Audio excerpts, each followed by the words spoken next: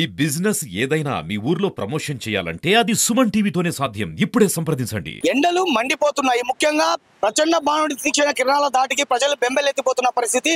ప్రత్యేకించి మరి కర్నూలు ఉమ్మడి జిల్లాలో అయితే ఈ ఎండల తీవ్రత మరింతగా ఎక్కువగా కానవస్తుంది. అంటే ప్రస్తుతం కర్నూలు జిల్లా కేంద్రంలో ఈ ఎండల పరిస్థితి, ఈ ఎండల తీవ్రత ఏ విధంగా ఉందో స్థానికులు అడిగి తెలుసుకునే ప్రయత్నం మనం చేద్దాం. మీరు నాతో రండి.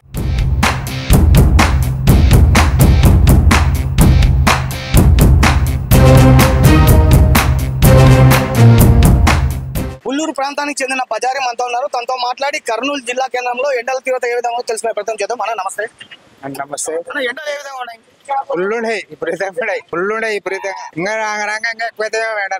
గతంలో ఫిబ్రవరి మార్చి నెలలో ఎప్పుడు ఇంత ఎండలు ఉండేవి కాదన్నా. ఇప్పుడు తాజాగా చాలా తీవ్ర ఉష్ణోగ్రతలు నమోదవుతున్నాయి. ఇప్పుడు ఇంకా గతంలో ఎక్కువగా అవుతాయి. ఫుల్ ఇప్పుడు నెల కాబట్టి స్టార్ట్ ఇంకా ఫిబ్రవరి నెలలోనే ఈ రకంగా ఎండలు ఉంటే మార్చి నెలలో ఎలా ఉంటామో మనం అర్థం చేసుకోవాల్సిన ముఖ్యమైన విషయం. అందుకొరకు ముందు జాగ్రత్త మనం తీసుకుంటే పిల్లలు కానీ మనం కానీ మన హెల్త్ కానీ అన్నీ బాగుంటాయి.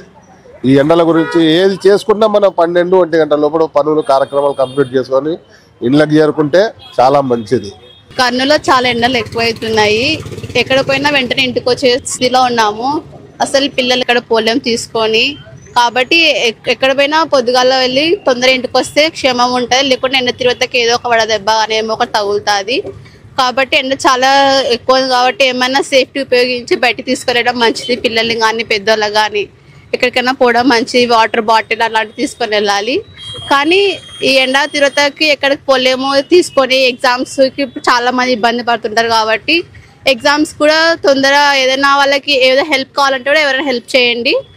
Thank you. అన్న కర్నూలు జిల్లాలో మన రాష్ట్రంలోనే అత్యధికంగా ఎండలు నమోదు చేసుకోవడంలో కర్నూలు మొదట్లో ఉంటుంది. ఈ సంవత్సరం కూడా ఎండాకాలం మొదట్లోనే చాలా అధిక ఉష్ణోగ్రత నమోదు చేసుకుంటుంది. ఈ ఎండల వల్ల ప్రజలు చాలా ఇబ్బందులు పడుతున్నారు.